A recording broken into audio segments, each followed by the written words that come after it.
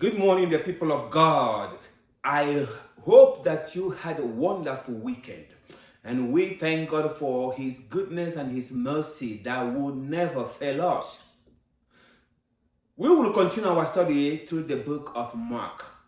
Mark chapter 7 is where we left off last week. But just by way of review, last week we covered Mark chapter 6. In that chapter, we encountered the rejection of Jesus Christ at his hometown, Nazareth. So Jesus went to his hometown to preach the gospel in the synagogue. But even though the people there knew that he came with wisdom and power, they made the decision not to receive from him, not to believe him. So they let familiarity cause their faith to be stumbled. We learned last week that faith does not produce power. Rather, faith is that which positions us in that place that we can receive what grace has already made available for us. So when we choose, when we make the decision to walk in unbelief, we simply go without. We also covered Jesus Christ sending out his 12 disciples. He sent them out. He paired them 2 by 2 to go to proclaim the gospel of repentance, to heal the sick, and to cast out demons. But he gave them an unusual ministry order. He told them, you cannot have anything with you. All I want you to take is your sandals and the staff. So we learned last week that when God sends out, he provides the logistics. When God calls, he gives the power available to complete the task which he has called you to do. What is our part then? Our own part is to step out in faith, knowing that God has the ability to fulfill that which he wants to fulfill in our lives. We also covered the death of John the Baptist. John the Baptist was executed by Herod Antipas because he called out the illegal marriage between Herod Antipas and his niece Herodias. As a result of this, Herodias began to nurse a grudge against John the Baptist until she had the opportunity to put John the Baptist to death. So with that, we learned that when we nurse a grudge, or I put it this way, we learn the destructive power of nursing a grudge or unforgiveness. Unforgiveness is not stagnant. Rather, it is like that toxic root that grows on the ground until it appears on the surface and defies everything around it. When we choose not to walk in forgiveness, we are breaking the commandment of God, because God tells us be kind to one another, tender-hearted, forgiving one another, even as God has already forgiven us in Christ Jesus. So forgiveness is a commandment. Not only that is a commandment from God, but it will help you. It will set you free from physical health crisis. We also learn from this section that the destructive power of peer pressure. We learn that pressure or influence is never stagnant as well. Those that you surround yourself with will either corrode your character or they will sharpen your character. We learn that we have to come to that place, that we make the word of God a final authority in our lives. So it doesn't matter how much pressure that we encounter, we already have our minds made up that we will stand upon the word of God, and that will be the final authority in our lives. We covered last week also the feeding of 5,000 people with 5 loaves and 2 fish.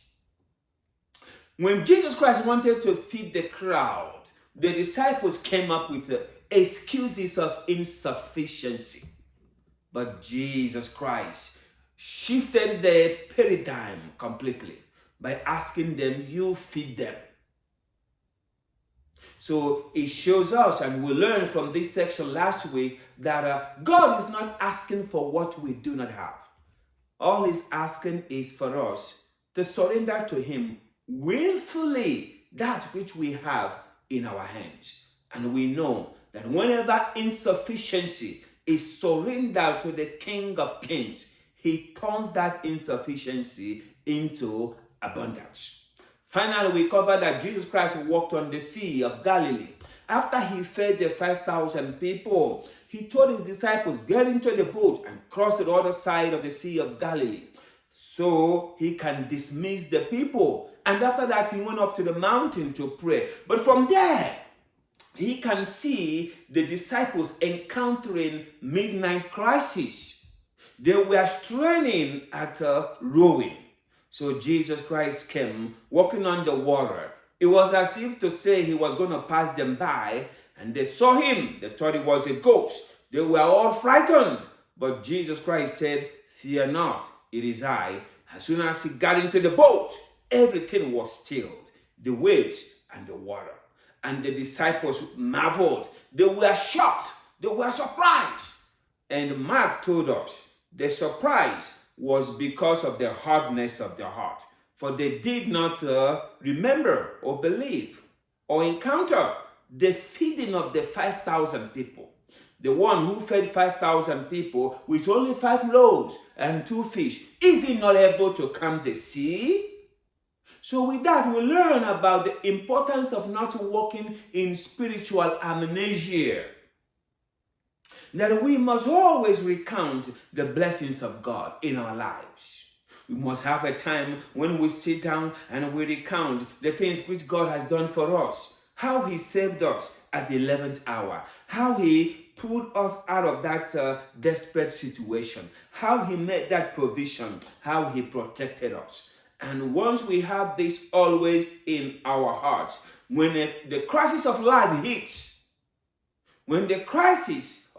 hits, then we are already have a heart that is conditioned that regardless of what happens, God will be there for us. If he came through for us before, he will also come through for us. Blessed be his holy name. This is what we covered last week. If you missed that study, you can go to our website, www.kuim.org, or you can also go to our YouTube channel, Simple Truth Gospel with Kyrian, and all our materials are there free of charge. You can listen to them there directly, or you can download them to listen to them at your convenience. Let us have a word of prayer together before we dive into our teaching today. Our Father who art in heaven, it is great joy in our hearts that your children have gathered this morning to receive what only you can give, the principles of life. Peter said, you alone have the message of eternal life. The grass withers, the flower fades, but the word of our God stands forever and ever. Father, we want to tell you that we love your word more than honey. Your word is precious to us more than silver and gold combined together. This is the reason why we have come this morning, just to be taught, not by human beings, but by the greatest teacher, the Holy Spirit, that he will minister to us this morning simultaneously. He will give us clarity, understanding, revelation, knowledge of what we are about to study this morning, that he will help us not only to hear or learn, but also to be doers of what we learn today. Help us, Holy Father, to always come into your presence with boldness. Help us to walk in the light that we are your children. When Jesus Christ died on the cross, when he was hung on that cross, the curtain that separated the holy place from the Holy of Holies in the temple was torn in two from the top to the bottom. And that day was the day that we receive boldness and access with confidence through faith in Jesus Christ. That was the day that we were ushered into your presence as your own children. That was the day we were accepted in the beloved. Help us to have this remembrance every day that we can come boldly to the throne of your grace without going through people, that we do not need mediators, but there is only one mediator, and that is Jesus Christ of Nazareth. Thank you for all you've done for us. We are grateful for your mercies. We are grateful for your kindness. We are grateful for your love toward us. Thank you for the precious blood of Jesus Christ that washed away all our sins. And your children this morning, as we gather, we lift up our voices in one accord, saying, Holy, holy, holy. Let all the glory and honor and power, majesty, dominion belong to you, King of kings, forever and evermore. In the matchless name of Jesus Christ, and everybody said, Amen. I trust God that you had a wonderful weekend. And today, we're going to dive into our teaching, our study, Bible study. And we are in Mark chapter 7. And I'm going to read from verse 1. So if you have your Bibles or your devices, please open them to Mark chapter 7, verse 1. Then the Pharisees and some of the scribes came together to him, having come from Jerusalem. Now, when they saw some of his disciples eat bread with defiled, that is, with unwashed hands, they found fault. For the Pharisees and all the Jews do not eat unless they wash their hands in a special way, holding the tradition of the elders. When they came from the marketplace, they do not eat unless they wash, and there are many other things which they have received and hold, like the washing of cups, pitchers, copper vessels, and couches. Then the Pharisees and the scribes asked him, Why do your disciples not walk according to the tradition of the elders, but eat bread with unwashed hands? He answered and said to them, Well did Isaiah prophesy of your hypocrites, as it is written, These people honor me with their lips, but their hearts is far from me. And in vain they worship me, teaching as doctrines the commandments of men. For laying aside the commandment of God, you hold tradition of men, the washing of pitchers and cups, and many other such things you do. He said to them, All too well you reject the commandment of God, that you may keep your tradition. For Moses said, Honor your father and your mother, and he who curses father and mother or mother, let him be put to death. But you say, if a man says to his father or mother, Whatever profit you might have received from me is corban, that is a gift to God, then you no longer let him do anything for his father or his mother, making the word of God of no effect through your tradition which you have handed down, and many such things you do. Verse 14, when he had called all the multitude to himself, he said to them, Hear me, everyone, and understanding. There is nothing that enters a man from outside which can defile him, but the things which come out of him, those are the things that defile a man. If anyone has ears to hear, let him hear. When he had entered a house away from the crowd, his disciples asked him concerning the parable. So he said to them, are you thus without understanding also? Do you not perceive that whatever enters a man from outside cannot defile him, because it does not enter his heart but his stomach, and is eliminated, thus purifying all foods? And he said, what comes out of a man that defiles a man? For from within, out of the heart of man, proceed evil thoughts, adulteries, fornications, murders, thefts, covetousness, wickedness, deceit, lewdness, an evil eye, blasphemy, pride, foolishness. All these evil things come from within and defile a man. So we read about 23 verses. I understand that this is a straight read, and they're all connected. So we're going to go ahead now and unpack what we read. The Pharisees here, or you can say the religious leaders. When we say religious leaders, we mean the Pharisees and the scribes, which means those who teach the word, the law of Moses. He called them the scribes.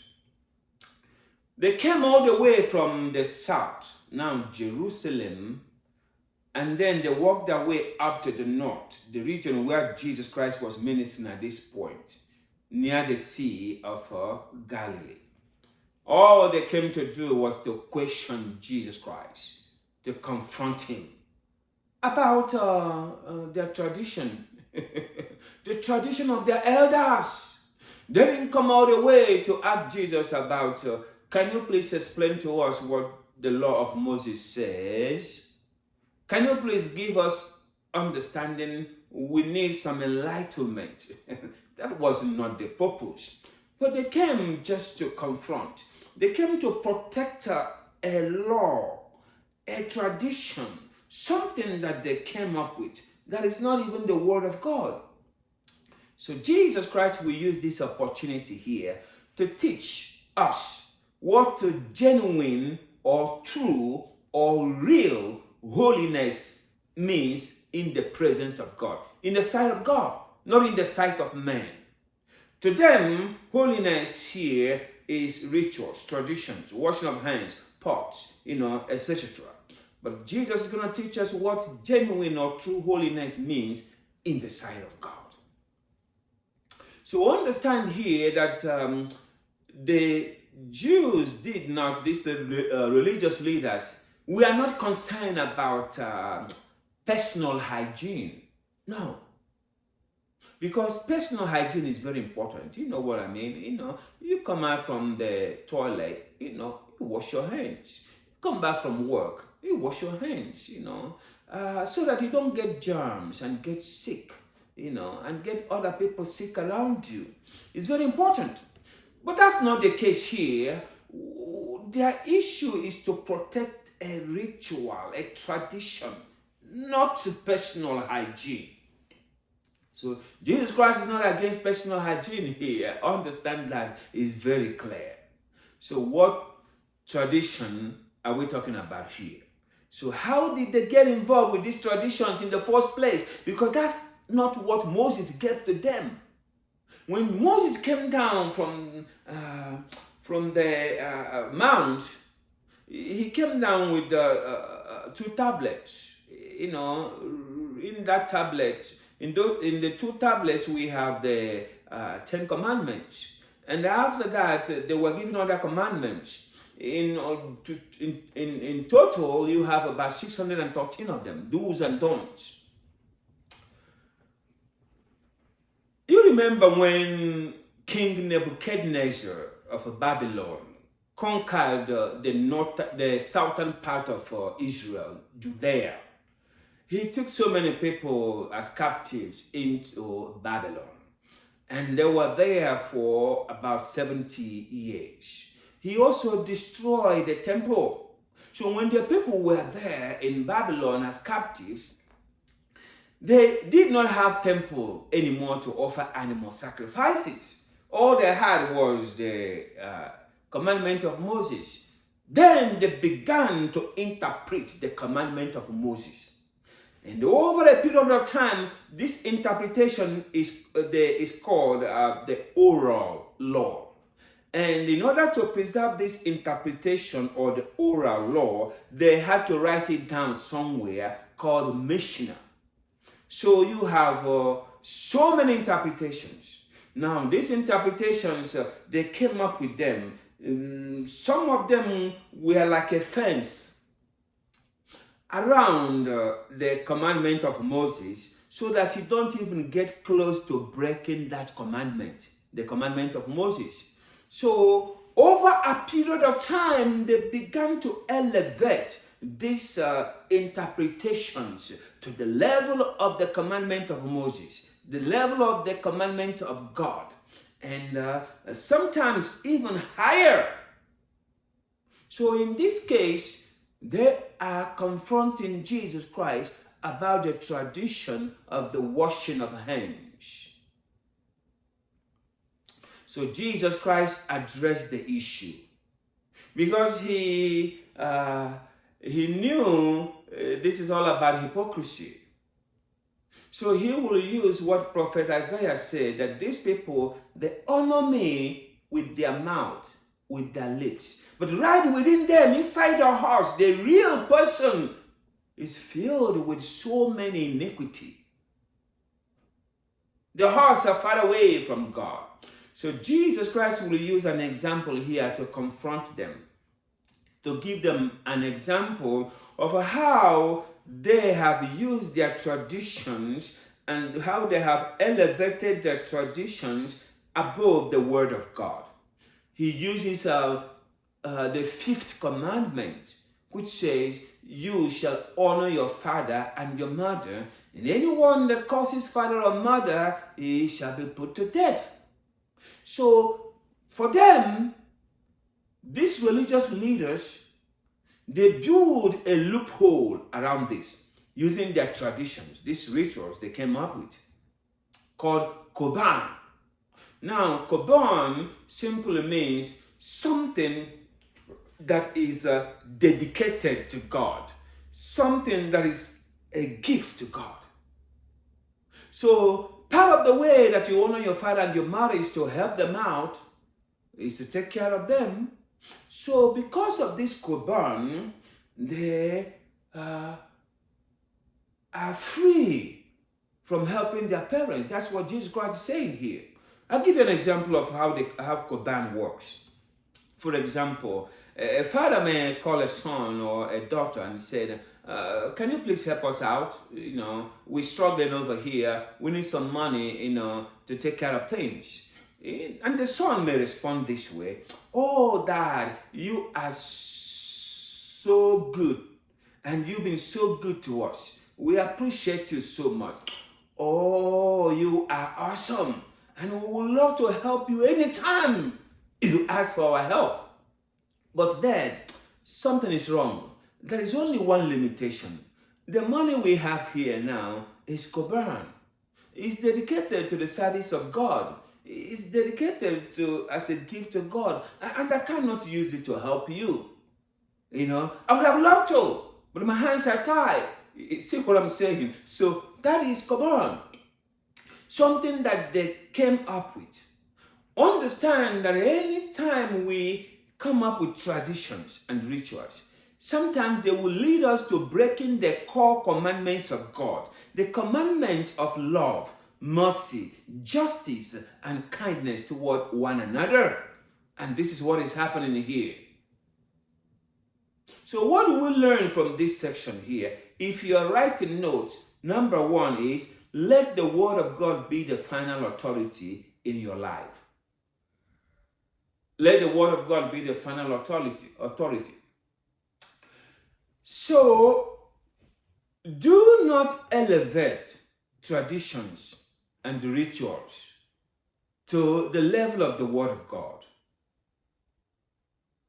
There are so many places whereby they prefer to do tradition. They don't care about what the Word of God says. I mean, they have the Bibles. I'm talking about inside the church now. They have the Bible, but they don't open it. They don't read it. They want someone else to interpret the Bible for them. And they prefer what has been handed over to them by tradition. So you hear them sometimes say, we have done this for this way for 20 years, for decades, for centuries, and we will continue to do it this way. I'll give you one example in the church today. It's very important that you know this because it's going on. And this is the reason why some people are not born again, even though they are church members. Because they made the decision to go by tradition instead of going by what the Word of God says. And it comes with great consequences. I'm talking about people who are sincere here. Well-meaning people. People who have the zeal to follow God. But they're going around it the wrong way, without wisdom, without knowledge. So you see them, they show up every Sunday at the church. You see them doing all kinds of good works. But the inner man has not been regenerated. That's a problem. So, for example, the Bible tells us that in Ephesians chapter 2, verse 8, the Bible says, it is by grace through faith that you are saved, that not of yourselves. It is a gift of God, not of works, lest anyone should boast. And we have a parallel passage, just like that one, in Titus chapter 3, verse 5. Not by the works of righteousness which we have done, but according to his mercy, he saved us. Putting these two scriptures together, it tells us that salvation, coming into the kingdom of God, is only by grace through faith. It is not by works, because he makes it very clear. But today, in the church, we have people who believe Jesus Christ is not enough. So they want Jesus Christ plus something else. They want Jesus Christ plus circumcision. Jesus Christ plus sacraments. Jesus Christ plus baptism. Jesus Christ plus confession. Jesus Christ plus communion. Jesus Christ plus works. That's a summary of it. You know, Paul had a problem with this. You remember when Paul planted churches, like places like the region of Galatia, you know, Colossae, areas like that. We had people called the Judaizers. Now, Judaizers are Jews who believe in Jesus Christ, all right, but they also believe that Jesus is not complete. So you have to have circumcision plus Jesus Christ in order to be saved. So these people will follow Paul. Wherever Paul went and planted a church, they came right after Paul leaves that place, and they will begin to teach people otherwise. Paul would tell people Jesus is sufficient. That's all you need to be saved. They come alongside of Paul and they will say Jesus plus circumcision. And hereby keeping so many people from coming into the kingdom of God, because Bible makes it very clear that all our righteousnesses are as filthy rags in the presence of God. There is no one who have not sinned. We have all sinned and come short of the glory of God. No one is perfect. No one is without sin. The sin I'm talking about here is the sin we inherited from Adam and Eve. So the only way that we can get out of that sin is through faith in Jesus Christ alone, not through works. Your works cannot save you. But however, after you are saved, if you pick up Ephesians chapter 2, now verse 10, it tells you that for we are his workmanship, created in Christ Jesus unto good works, for good works. So after you have come into the kingdom of God by faith alone in Jesus Christ, now you can begin the good works. That's the reason why you were recreated, so that you can now do those things that are pleasing to God. But now, not according to your own power, but according to the power of the Holy Spirit who now dwells in you. And Bible makes it very clear that God is going to reward our good works based on the motives. So there is a day when we are going to appear at the judgment seat of Christ in heaven. And that day he will reward each and every one of us according to the things that we did here on the earth. So the question you have to ask yourself always, and you will be safe if you ask this question, is, what does the Word of God say? You're about to speak that word. You're about to take that action. Pause for a moment and ask, what does the Word of God say? Not what does the tradition of my denomination say. No. What does it say? No. Stick with the Word of God. You can never err standing upon the Word of God. Because the Bible tells us forever His Word is settled in heaven. The Bible tells us that God will always watch over His own Word. Heaven and earth will pass away. His Word will never pass away. His covenants, we are told, He will not break, nor alter the things that came out of His mouth. This universe He upholds by the word of His own power. So it is very important that we stand upon the Word of God, we make the Word of God our final authority, because it is active, it is powerful, sharper than any two-edged sword. Now, there are areas we call gray areas in the Bible, where the Bible does not say exactly. You know what I mean? So, if you encounter a gray area in your life, I want to show you how to walk through that gray area. It's very important. It's just a matter of 3 questions you can ask yourself, and your answer to those 3 questions will give you, the go ahead whether to proceed or to forbear. So, first of all, if you're encountering a gray area right now, ask this first question: what I'm about to do now or say, is it going to bring me closer to Jesus Christ, or is it going to take me further away from Him? Question number 1. Question number 2, what I'm about to engage now in doing, is it going to stumble a brother or a sister, or is it going to edify them? Question number 3, what I'm about to do now or say, is it going to take me into captivity? Is it going to bind me at some point? For example, the Bible does not tell us that if you take a glass of wine, you have sinned or you're going to hell. But the Bible also tells us that wine or alcohol is a mocker. So, it starts with a glass of wine. And you say, it's recommended by the doctors. Okay, now you take a glass of wine. And at some point, your body will begin to request for 2 glasses. At some point, 3 glasses. Because the flesh can never be satisfied. It's impossible. As long as you continue to feed the flesh, it's going to ask you for more and more and more.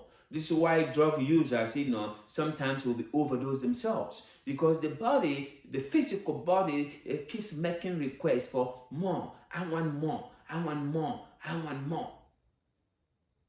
So now you see something that the Bible doesn't tell you right away that is a sin, but without wisdom can hold you in captivity. So as long as you answer these questions and it's okay, then go ahead. If you answered well in all these questions, go ahead then. That's the solution to your gray area. But the Word of God has to be the final authority in our lives. Come to that place whereby, regardless of the pressure you see yourself in, let the word of God be the thing that makes that final decision for you. Second thing that we glean from this section, if you're writing notes, is sin is an inside job. Sin is an inside job. So Jesus Christ calls the crowd and he explains to them, he tells them, whatever goes into a man does not defile him, but rather those things that come out from the man's heart are the things that will defile a person. So with this, Mark tells us here that Jesus declares all food clean. Purified all food. So he's making a very clear distinction here between what we see as human holiness with what God sees as a holiness. For us, we are thinking about physical things, food. That's what separates us. That's if we keep away from certain food, if we keep away from going, to certain places or associating ourselves with certain people, that's what makes us holy. But Jesus Christ is saying the otherwise. Because look at it this way. Jesus Christ is the end of the law for righteousness to anyone who believes. Romans chapter 10. And Paul writes to Colossians in chapter 2 verse 16 says, let no one judge you in food or in meat or regarding a festival or a new moon or Sabbath. These things, they are shadows of things that are yet to come, but the substance is Jesus Christ. So someone may be saying that, the Old Testament, they said, God commanded that the only animal you can eat is an animal that chewed the cord and have a parted hoof. That is correct in the Old Testament. But we are now in the New Testament. And Jesus Christ declares all food here clean. But there has to be wisdom about it. Eat in moderation. Don't eat yourself to stupor. Too much of everything is wrong. So you eat with wisdom. Now, holiness, genuine holiness, is determined by the condition of your heart. That's what Jesus is saying here.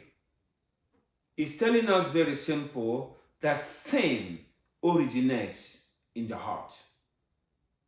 And then it works its way to the outside. The heart of a person is like a soil. You plant things and they grow. Whatever you plant is what's going to grow. That's what the heart is like. So in the heart, whatever we plant there is what we are going to reap. So if we plant envy, malice, contention, evil thoughts, thoughts like murderous thoughts like fornication, adultery, so on and so forth, covetousness. That's what is going to germinate for us. That is what is going to come out. You cannot plant an apple and then you get banana. It doesn't work that way. So sometimes we come up with excuses. The reason why we did what we did or said what we said. And we say, because they made me do that thing, they made me say that thing, they pressed my last button. This is the reason why I gave them my heart. This is why I cursed them out. You've had that excuse many times. But the truth is this. Whatever they said to you or they did to you was only a revelation of what is already in your heart. Whatever they said to you or did to you was just and something to reveal what is already in your heart. If what you said back to them was not already in your heart, it would not have come out, regardless of what they do to you. For example, you are driving and someone cuts you off. you know, you know that feeling, and immediately you begin to raise your middle finger at them, and then immediately you begin to say so many things at them. The one who cuts you off is not the reason why those things came out. All he did was he gave you an opportunity to release what is already inside you. If those words that you uttered were not planted inside you, do you know what you would do? When someone calls you up, do you know what you would do? Instead of you raising only one of your fingers at them, you will raise the whole hand up, and you begin to pray for them. Oh God, I pray that you will protect them. I pray that you will save them. I pray that they don't get into any accident. I guess maybe they are running to meet to an appointment. Please protect them. Deliver them from every destruction. That's what you would have done, because that what is in you is what is going to come out. The Bible puts it this way: out of the abundance of their heart, their mouth will speak. So what are we going to do about this? What are we going to do about the condition of our heart? It begins by what Proverbs chapter 4, verse 23 tells us. Guard your heart with all diligence, for out of it comes the issues of life. So how can we guide our hearts from all diligence? It begins, first of all, by taking care of the eye gate and the ear gate. I'll say it again. To guard your heart from things that you don't want to get in there begins by guiding your eye gate and your ear gate. So the eye gate are the things that you allow yourself to see. Maybe in a movie, what you watch. You know, it used to be a little bit difficult back in the days to see a lot of bad stuff. You know, you have to go to like a theater. You know, those things were not available so easily as they are today. But today, you know what's going on? That delivered to you right there on your phone, inside your living room, inside your bedroom. You have access to watch all this kind of stuff. And don't say, I'm going to watch this show, I'm going to watch this episode because it has just a little bit of pornography in it or profanity. Don't. The Bible tells us that a little leaven leavens the whole lump. You allow a little to come in, you are planting, and someday it will begin to grow. What about the ear gate? These are the things that we allow ourselves to listen. You know, sometimes now, today, there are so many podcasts. Oh yes, people talking whatever they want to talk. They're using all kind of languages there, all manner of speeches. You know what? You allow yourself to listen to them. And don't say that I listen to that one or to that one because they don't use a lot of bad words, or they don't discourage you in that way. They encourage you, stuff like that. But the question is this: whatever they are saying there, are they contradicting the Word of God? Are they in alignment with what the Word of God says? Or are they just poisoning you with human opinions and ideas? So we are the ones who will make this decision. What am I going to let in to come inside my heart? We make that decision. For example, if someone tells you maybe your birthday is next week, And someone, a good friend, said, don't worry about the cake. I'll take care of it. So that day, they showed up with a beautiful cake. And before you cut the cake, they said all kind of good things about you. And they said, this is one of the best cakes ever, wonderfully made with the best ingredients. But there is something that we want you to know about this cake. And that thing is, this cake that you're looking right here, it has just a little bit of poison in it. Just a little tiny little bit of poison in it. That's all. So my question to you is, are you going to eat that cake and allow your guests to eat that cake? No, because it doesn't matter. Poison is poison. This is what happens when we allow ourselves hear a little bit of profanity or see a little bit of pornography. Don't watch anything that is even close to pornography. No! Because the body, the physical mind will begin to request more and more, more and more, more and more. And by the time you know it, you are completely out of control. That's the way it happens. So what are we going to do? The condition of the heart. Remember, the Holy Spirit now lives in you. So ask the Holy Spirit to help you. To be genuinely transformed from inside to outside. Whenever the inside is taken care of first, you know what will happen? The outside will follow. There will be no stress about it. You will not try to be a hypocrite. Because the inside man is taken care of first. And you cannot do it all alone. The Holy Spirit will help you. So you pray and ask the Holy Spirit to help you in the process of sanctification. We have two types of sanctification. We have positional sanctification, which is the day you got saved, you are positioned into the body of Christ. That one is settled forever. Now we have progressive sanctification, a process whereby the Holy Spirit now helps you every day through the knowledge of the Word of God, through convictions, through correction, so that you are now molded every day into the image of Christ, so that you begin to look more and more and more and more like Jesus. This process you cannot attain to the end of it until you check out of this side of heaven. But it's a progress that must be made continuously.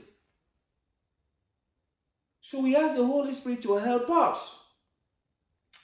Don't focus on the outside. Do not. Because so many people, that's what they do. And Jesus calls this out. He calls them hypocrites. Their hearts far away from Him, even though they bless God with their mouth and their lips. Focus on the inner man.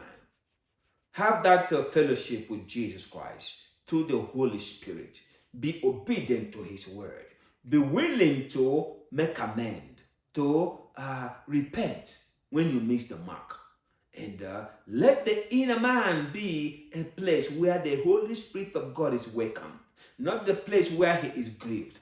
And when you walk in this direction, you will see yourself making spiritual progress every day, not by your own accord, but by the power of the Holy Spirit of God, who is at work in everyone who believes in Jesus Christ of Nazareth.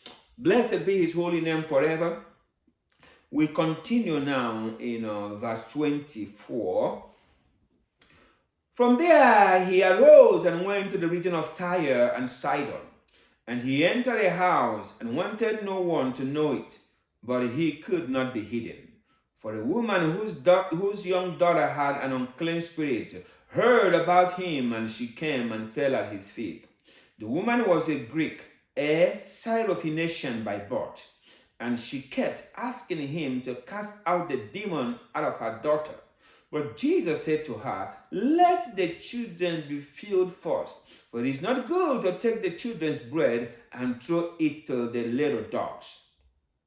And she answered and said to him, "Yes, Lord." Yet even the little dogs under the table eat from the children's crumbs. Then he said to her, for this saying, go your way, the demon has gone out of your daughter. And when she had come to her house, she found the demon gone out and her daughter lying on the bed. Jesus travels now from the region of the Sea of Galilee. Now he goes north, travels about 35 to 50 miles, respectively. We are talking about the region of Tyre and Sidon. Now, these are Mediterranean coastal cities, present-day Lebanon. These cities are not Jewish cities.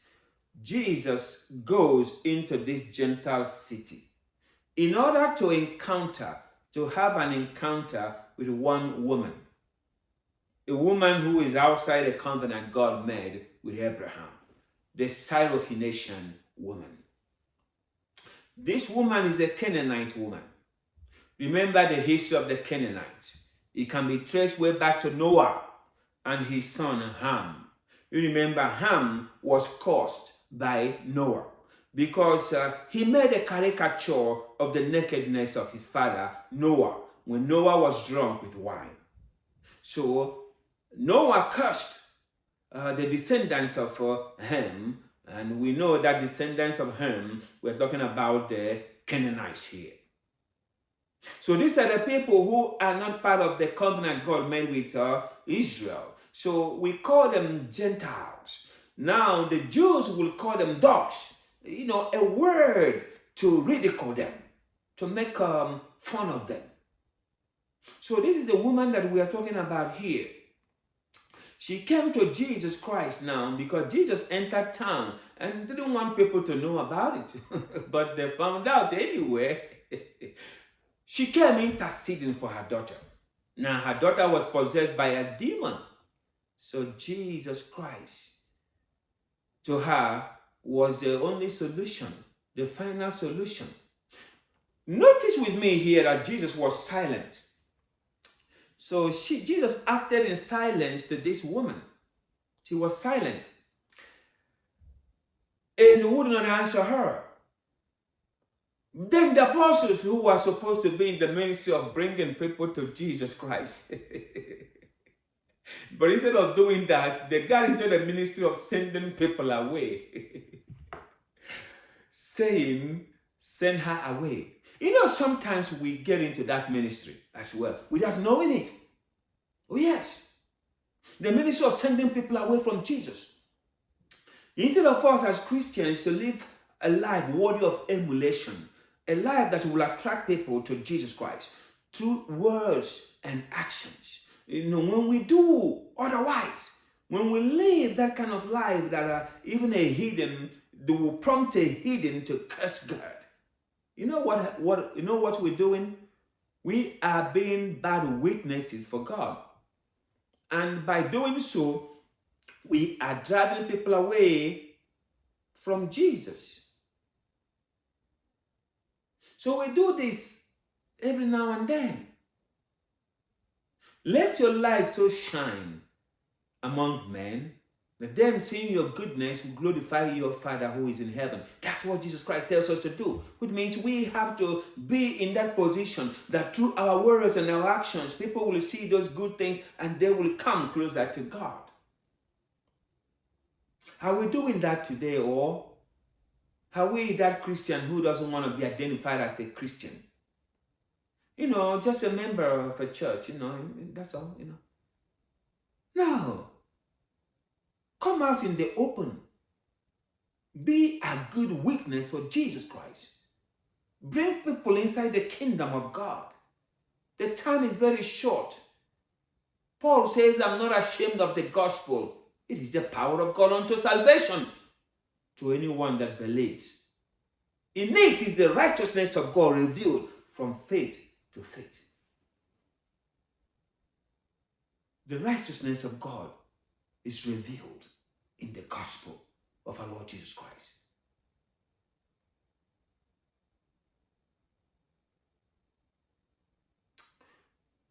So notice here, Jesus Christ makes a statement here.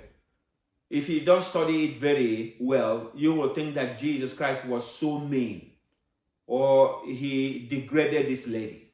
Jesus said, it is not wise to take the children's bread and then give it to dogs. If you don't look at the Greek words here, you will think that Jesus Christ is mocking this woman for being outside the covenant God made with Israel. But not at all, not at all. So Jesus Christ did not use the word here, Kyon, K-Y-O-N, which means a street dog, scavenger dog. Dogs that you will find roaming about the streets. Those that will attack you if you give them any chance. That's not the word Jesus Christ uses here. But rather he uses another word, Kynarion, K-Y-N-A-R-I-O-N, which means an inside pet. A dog that stays under the table of the master. The one that in the modern day that we live, you will sit that dog next to you, and as you eat, you feed that dog. That's the word Jesus Christ used here to describe the situation. Just to draw out faith from this lady. Just to find out what she actually believes in. But the woman, as you notice with me here, spoke faith. That's what I call it. She spoke faith.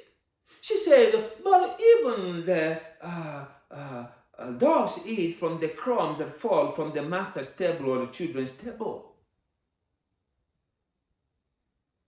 And Jesus Christ commended this woman.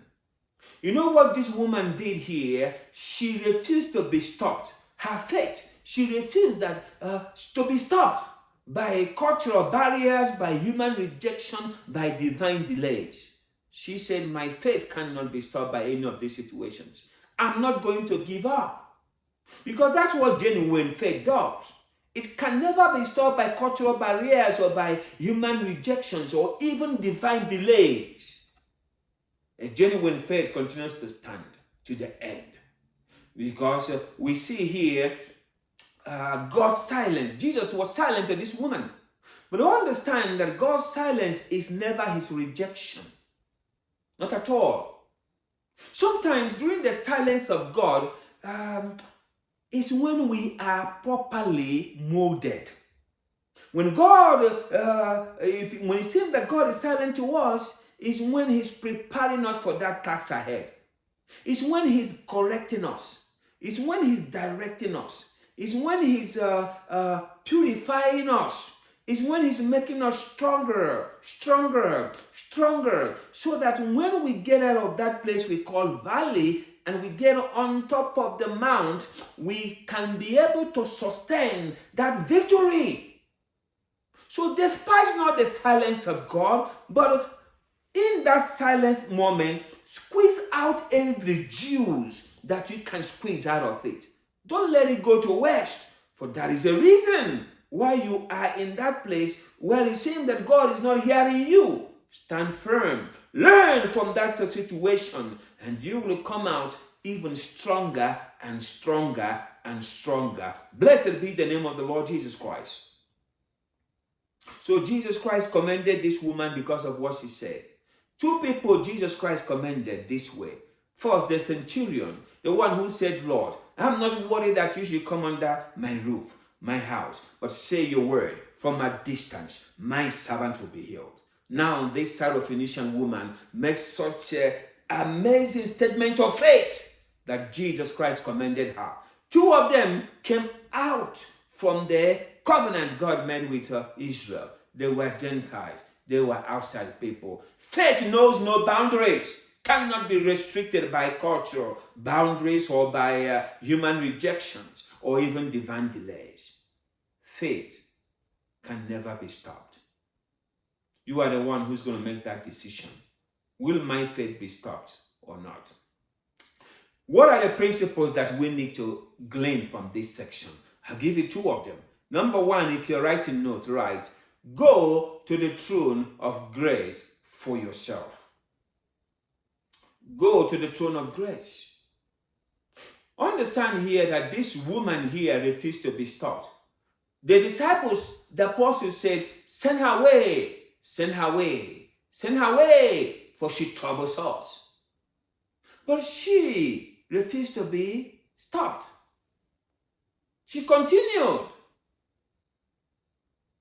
So remember, the moment you got born again was the moment that you got accepted into the family of God.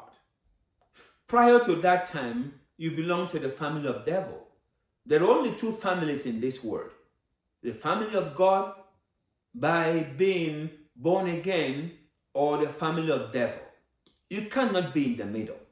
You cannot say, I'm a child of God, but sometimes, I'm a child of a devil. No, it doesn't work that way. So that day when you came into the kingdom of God was the day that you become a child of God. God does not have grandchildren. We are all equal in the sight of God. For there is neither Jew nor Greek, neither bond or free, neither male or female. For we are all one in Christ Jesus. That's the way God looks at us. God does not have favorites, but he has intimates. We are the one who will make the choice. Are we going to be intimate with God? Through obedience to his word, through fellowship, through relationship that is genuine from our heart. We remember the day Jesus Christ was crucified on the cross. We are told that the curtain that separated the holy place from the Holy of Holies in the temple was torn in two from the top to the bottom. A miracle, something that no human could have ever be able to do. But God did it. That was the day we are ushered into the presence of God. That was the day we are told to come in with boldness and access with confidence through our faith in Jesus Christ into the presence of God. 1 Timothy chapter 2 verse 5 tells us there is now only one mediator and one God. There is only one God and one mediator between man and God, the man Jesus Christ. So now we are no longer supposed to approach the throne of God. No, through some other person. Hebrews chapter 4 verse 16 will put it this way. Now let us come boldly to the throne of grace, that we may obtain mercy to find grace for help in the time of need. We are no longer supposed to go to the throne of God. You go into an angel or a saint, through a pastor, through a priest, through anyone at all. We go through one person, and that person is Jesus Christ.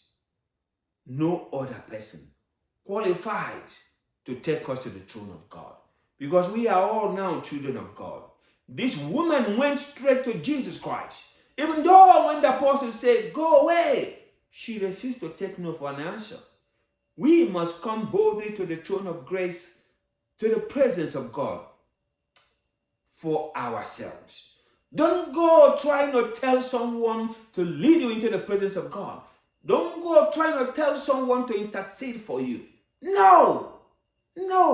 Jesus Christ is now who is seated at the right hand of the Father, interceding for us. That's what the Bible says. So I give you this example because the moment you see God as your Father, that's what I'm trying to get to now. See God as your Father.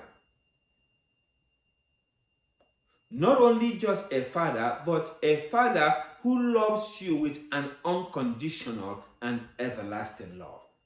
Always see God that way. Don't see God as an old man with a white beard leaning on a balcony with thunder and the lightnings in his hand, ready to strike you the moment you miss the mark. That's not the God we serve.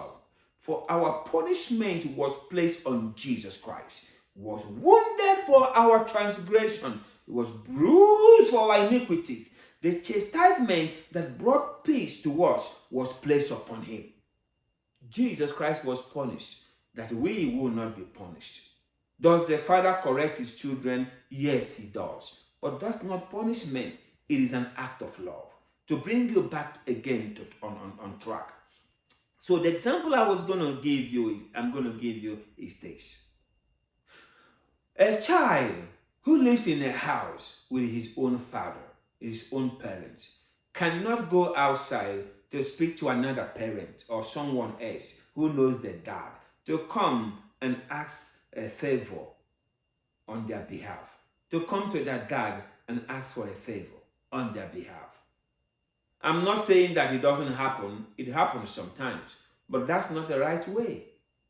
I mean, the child lives in the house with the father. You know how children, you know how they behave, right? They don't care if dad is sleeping or dad is taking a nap or dad is resting or dad is busy doing something. They just open the door. They just come in. They don't even knock at the door. They just open the door. They come in and they don't want to know what you're doing, but they begin to usher their requests immediately to you. I need this, I need that, I need that, I need that. Can we go that way? Can we go this way today? Can we do this today? You know, they don't care whether daddy got it or not, or he's in the mood or not. No! A child comes with boldness. Now it is the child it is the father now who's going to say, okay, we do that, or okay, wait a little bit, or okay, that's not good for you. So come to the throne of grace for yourself. Learn how to do that. Don't rely on other people to bring you to the presence of the Father. Something is wrong with that. Second, if you're writing note right, great faith walks in humility. Great faith walks in humility. The woman here was not offended. The Syrophoenician woman was not offended by what Jesus Christ said. She did not demand a miracle from Jesus. This woman did not act like Jesus Christ owes her a miracle. Rather, she continued to make her request with humility. Even the dogs, they eat the crumbs that fall from the children's table. She was humble in her request. What we learn from this section here is, even though we are children of God, we must depart from that entitlement mentality.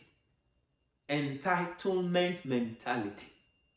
Because that's where so many of us are trading today. We are praying and we are commanding. We are demanding. I command this. I command this. I command this. Who are you commanding? You commanding the King of Glory, the Lord of Lords, King of Kings? Is that whom you're commanding in your prayer? Oh no. We are not called to command. But we have to approach God in humility. Remember, it's all about grace. Grace, grace. We don't earn it. We don't deserve it. Even though we don't work for it, He gives it anyway. So we must acknowledge that grace is what makes it available. So we act in humility. Now, faith that works in humility understands about asking according to the will of God. We're not demanding and demanding and demanding, because God loves us so much to give us something that will destroy us. So, a proper way to ask, if we don't know exactly what the will of God says, is to ask God, not my will, but your will. God sees the end from the beginning. He knows what you are asking for. It could be good this moment, but what about tomorrow, the next tomorrow, or a year from now? Is it still going to be good for you? Or is it going to put you in that path of destruction? That's why we ask God. I don't see it all. I don't know what the circumstances are. But I'm asking you, if this is your will, oh my Father, may you grant this to me in the name of Jesus Christ. And also, we must not forget about the timing part of it. It's very important. Most of the times we pray according to God's will. But what about the timing of God? What about the timing? The timing is very important. If we receive something that is good at the wrong time, it will destroy us. It will not do us any good. It would slow us down. It will take us out from the right path. So we must make sure that these two things, they go hand in hand. The perfect will of God as well as his own timing. I'll give you examples about the importance of asking according to the timing of God. You remember David. David was anointed by Samuel to become the next king of Israel. It took David another 12 years or more before he sat on that throne. During that 12 years was the time God used to teach him how to become a king.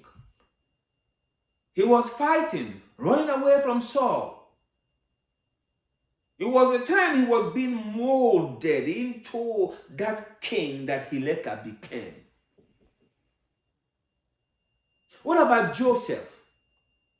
Joseph, even though Joseph saw dreams, oh yes, of how great God wants him to be, but it took him another 13 years after he was sold to Egypt before he became the prime minister of Israel, of Egypt.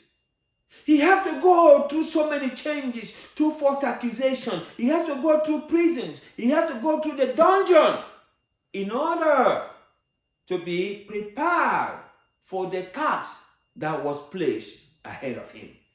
What about Jesus Christ himself? It took him 30 years. God himself, we are told that he grew in grace and in favor of men and God.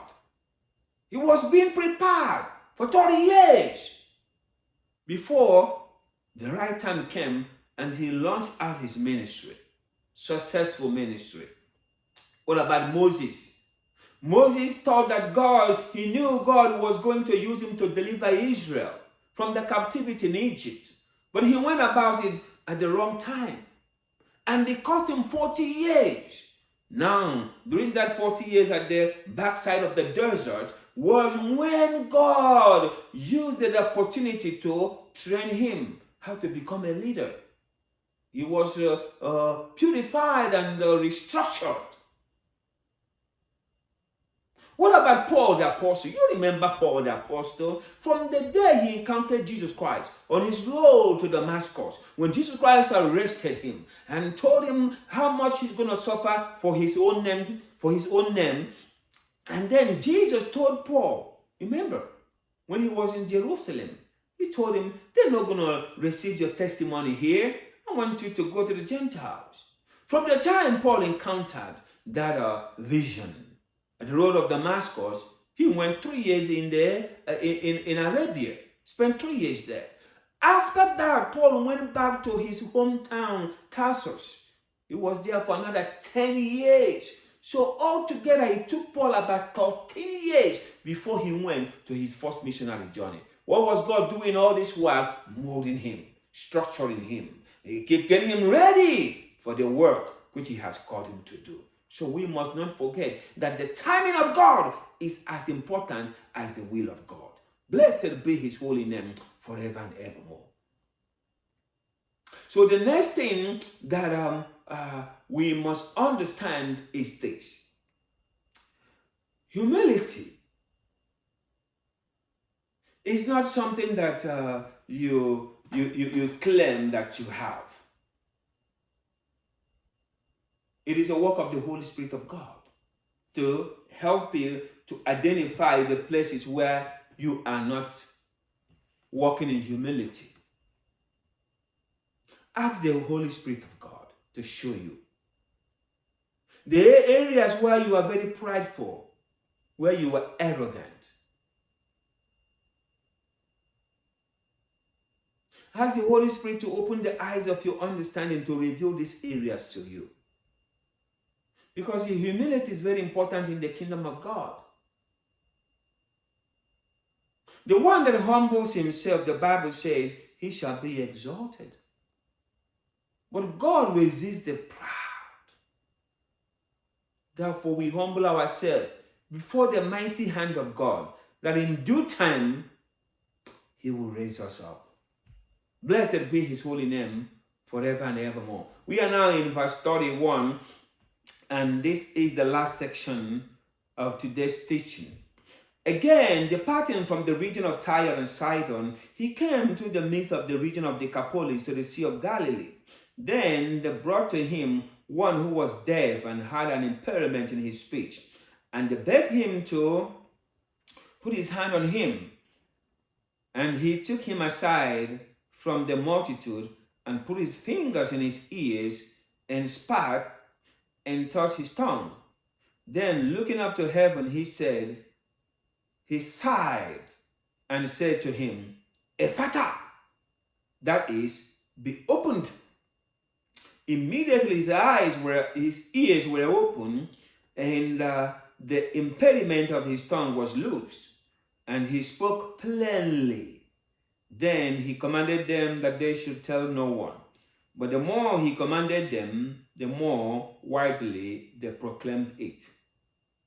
And they were astonished beyond measure, saying, He has done all things well. He makes both the deaf and to hear, and the mute to speak. Jesus now leaves the region of Tyre and Sidon, remember, and then he goes down again to the region of Decapolis. So Decapolis now, like we said earlier, it means 10 cities. Now, these are Gentile cities that are located, most of them, on the eastern shore of the Sea of Galilee or Jordan, River Jordan. You have cities like Hippos, cities like Pella, Dion, Raphana, Gerasa. You have Philadelphia. You have Damascus. You have Gadara. You remember Gadara? We covered that, the madman of Gadara. Yeah. So these are the cities we're talking about here, Gentile cities. And today, all of these cities are located across 3 modern countries. We're talking about Israel, Syria, and most of them in Jordan. So this is the area where Jesus Christ is right now. And they brought to him one who was deaf and could not speak properly. And I want you to notice with me how Jesus Christ handled this person here. He used what I call a personal custom touch or approach. Personal. This is customized approach. That's how he healed this man here. So now, Jesus Christ puts his fingers in his ears and then spat and touched his tongue and said, Ephata! Now, Ephata here is not Jesus Christ speaking in tongues. Sometimes you hear people saying that's what Jesus Christ was saying here. No, we don't have records of Jesus Christ speaking in tongues. As a matter of fact, the speaking in tongues is not recorded in the Bible until the day of Pentecost. At this time, Jesus Christ is already in heaven. So, all Jesus Christ said here was he spoke Aramaic. Ephata means to be opened. And when Jesus Christ said that, the man was rescued completely. He took him out first, out of distraction, out of the crowd, and then focused on using this custom approach to deliver him. Remember that Jesus Christ healed so many people during his ministry. And there was no one-size-fits-all approach in the ministry of Jesus Christ. Last week we read that as many as touched the hem of his garment were made whole. Some touched and they were made whole immediately. Jesus Christ went to the pool of Bethsaida and said to the man there, would you be made whole? So he spoke his word, and the man took his bed and went home, was restored. What about the centurion servant and this Syrophoenician woman? Jesus spoke his word and things happened long distance, far away from where they were. There are some Jesus said, go and show yourself to the priest. As they went, they were made whole. We are told that he took clay and placed on someone's eye and said, go and wash, and you shall come back again, saying, and it happened. So Jesus used so many ways to heal people during his ministry. What do we learn from this section here? If you're writing note, please write, you are fearfully and wonderfully made. You are fearfully and wonderfully made. Jesus Christ does not see you and I as a number. He does not run a mass production factory. He treats each and every one of us very uniquely, not as a number. So it is very important to understand this, that our situations are completely different with Jesus Christ. Everyone in the sight of God is completely different. I'm going to go through scriptures just to show you, because there are so many scriptures in the Bible, that tell us that we are fearfully and wonderfully made, that we are unique in the sight of God. Today we live in a world that have reduced us to a data, to a number, to social security number, to driver's license number, to a credit card number, to a bank account number. That's the way the society treats us today. But God does not see us that way. As a matter of fact, he sees us as an unrepeatable masterpiece. That's how he sees us. God loves us so much to treat us as a number. In Psalm 139, David writing there explains it to us that God knows everything about us. He tells us that he intentionally knits us together in our mother's womb so that he will produce that unrepeatable masterpiece. We are fearfully and wonderfully made. You remember Jeremiah 1:5. Speaking to Jeremiah, he told Jeremiah, before I formed you in the womb, I knew you. Before you were born, I called you as a prophet unto the nations. So God knew Jeremiah as a prophet. He called him as a prophet, even before he was born. He did not call every other person as a prophet. He called other people to do so many other things. So everyone is different in the sight of God. We cannot begin to act like, we are all the same. Yes, in the presence of God as his children, but the way he deals with us is completely different.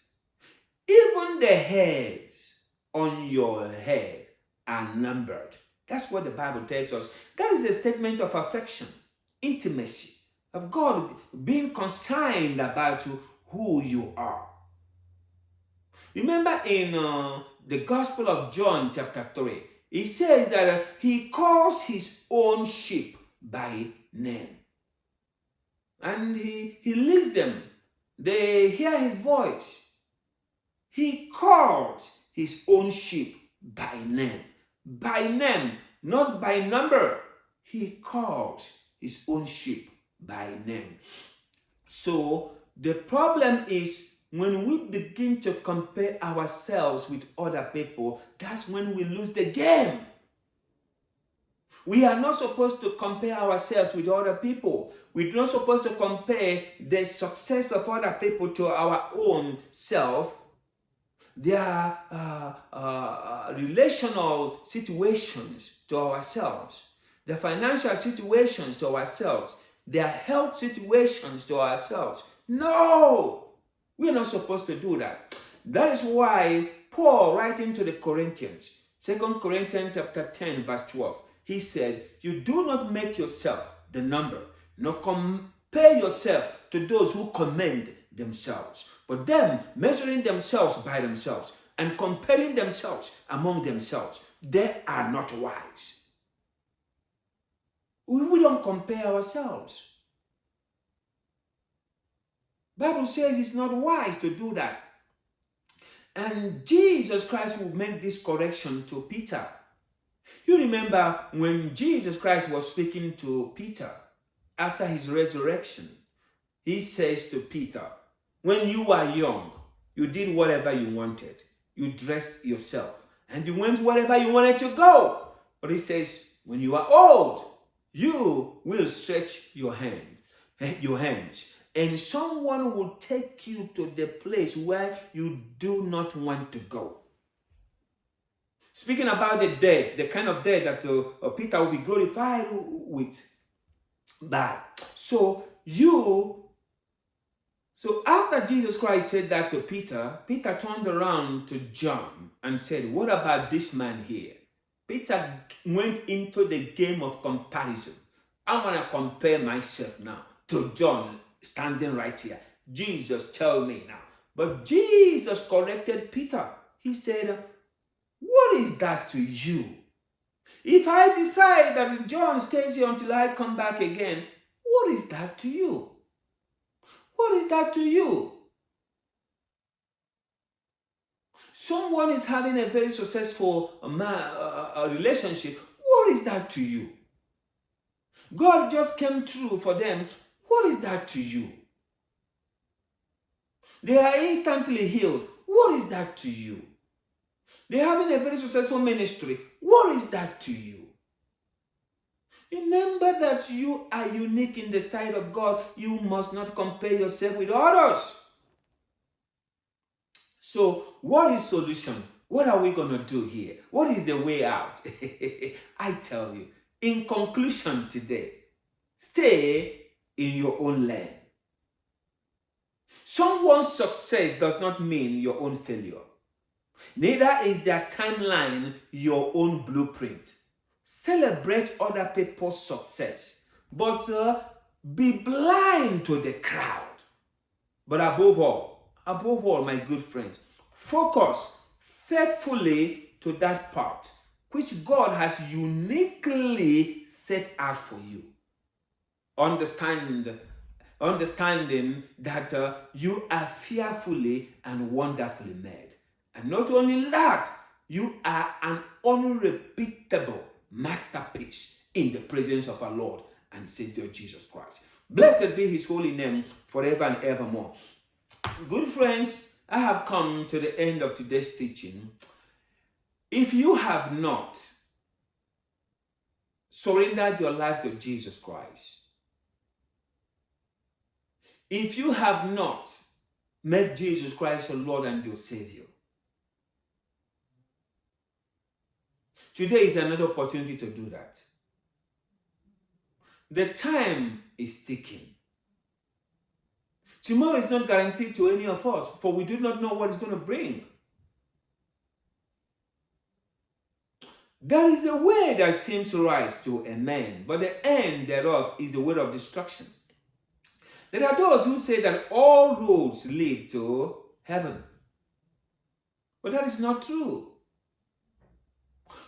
Regardless of the road you take, someday you're going to see God. But the question is this: are you going to see God to be judged and then be cast into Gehenna? Or are you going to see God in heaven? The only way to see God in heaven is through Jesus Christ. This is why Jesus makes it very clear in John 14:6. I am the way, the truth, and the life. No one comes to the Father but by me. And Luke will echo it in Acts of the Apostles chapter 4. There is no other name under heaven given among men whereby we must be saved but the name of Jesus Christ. Are you still in procrastination? Remember, the way we are saved, or the way to be born again, is not by depending on your good works. That's what the religions of this world will preach. And they will tell you that the way to heaven is through doing something. But as Christians, we understand that the way to heaven is receiving something that is already done for us. And that is putting our faith in the death and the resurrection of Jesus Christ. It is not by good works. It's not by merits. Remember, all our righteousnesses are as filthy rags in the presence of God. There is no one righteous, not even one person. We have all sinned and missed and fallen from the glory of God. So what are we going to do about it? We must surrender our lives to Jesus. We must believe that Jesus Christ died on the cross for the sins of the whole world. And we ask him to come into our lives and be our Lord and Savior. It does not take a long time. It can happen just right now by a single prayer. So if you are ready now and you're saying, Kyrian, I want to give my life to Jesus Christ. I am tired of living my own way. I want to surrender it all to him today. I want to spend eternity in heaven. Now pray this prayer with me and please mean it with all your heart. Father, I come to you in the name of Jesus Christ. I believe he is your son who died on the cross for my sins and you raised him up from the dead on the third day. Dear Lord Jesus, please come now into my life. Be my Lord and Savior. I believe I'm now born again. My name is written in the Lamb's book of life. Father, I thank you for the gift of Jesus Christ to the world. Amen. If you pray that prayer, congratulations, you are a child of God. Please find a Bible-based church, become a member, so that you can be taught in the Word of God, for that is the only way you can grow spiritually. Remember, only those who hear the good news, the Word of God, and they put the Word of God into practice, are only those who are going to reap the benefits of the Word of God. In other words, I'm saying today, always be a doer of the Word of God. Always ask the question, what does the Bible say? I want to thank our partners all over the world, those that are helping us in so many ways to take the gospel of our Lord Jesus Christ and spread it and to reach the unreached. Those who are helping us through their prayers, financial support, and their services to this ministry. If you want to become partners with this ministry, please go to our website, www.kuim.org, and there will be ways there to participate. I want to pray for you before I end today's teaching. May the Lord bless you, keep you, and guide you in all your ways. I pray that he will give you wisdom that passes every understanding, that he will lift his countenance upon you today and give you peace even in the midst of your turmoil. May his holy angels watch over you going out and coming in to deliver you from every destruction. I pray my Father will heal every disease in your body today. I pray that he will take you out of that miry pit. Set your feet upon the rock. That rock is the rock, Jesus Christ of Nazareth. I pray he will open financial doors for you today and that he will bless the rest of your week in the name of Jesus Christ. And everybody said, amen. You know, dear friends in Christ Jesus, it doesn't matter how the enemy threatens. It doesn't matter what he shows or manifests in front of you. What matters is this: the word of our God stands forever. What matters is this: we walk by faith, we do not walk by sight. What matters is this: surely there is an end for a Christian, and your expectations will never be cut off. Blessed be his holy name forever and evermore. Baruch Hashem Adonai. In akandaskoro progodosho kubrakata. Mele bregendem siandra masheria rabrakata. Logondom senteria rabrakoto. Vulem piendem skilibus caribus mendibus kundo prostko prakata prekete junamasolopate. And then I am excited to tell you about my new book. The title of this book is Living in Victory, the things that belong to us. So, there are so many things in the Bible, in the Word of God, that belong to us. And sometimes out of ignorance, we don't know about these things. So we do without. So this book is loaded with information, telling us about the things that belong to us and how to lay hold of those things and make use of them now, not in the sweet by and by. It is available on Amazon, and you can also get it from our website, kuim.org, and the information will be on your screen. My good friends, I want to introduce to you my new book titled 1st, 2nd, and 3rd John, Letters of Light and Love. It is a book that teaches you how to live in truth, in love, in obedience to God. It also teaches us how to have a close walk with God, how to reject sin and stay away from false teachers, especially now that the second coming of our Lord Jesus Christ is imminent. It will be a great resource for you and for your family and friends, and also for your church. Now it's available on Amazon as well as on our website, www.kuim.org. Always remain blessed in our Lord and Savior Jesus Christ. Amen. My good friends, I want to introduce to you my new book. This book is titled Acts of the Apostles, and the subtitle is The Spirit and the Church. You see, the book of Acts reveals how Jesus continues his work through the power of the Holy Spirit, turning ordinary people into bold witnesses and igniting the birth of the church. Filled with miracles, courage, and unstoppable faith, Acts of the Apostles shows what happens when God's Spirit moves through willing lives, just like you and I. As you read it, you will be reminded that the same Holy Spirit is still at work today. What he did in the past, he's also doing today.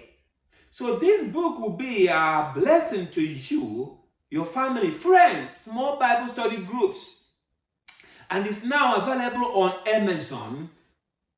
And you can also find a copy on our website, www.kuim.org. May you always remain blessed in the name of our Lord and Savior Jesus Christ. Amen. My good friends, I am excited to introduce to you my new book.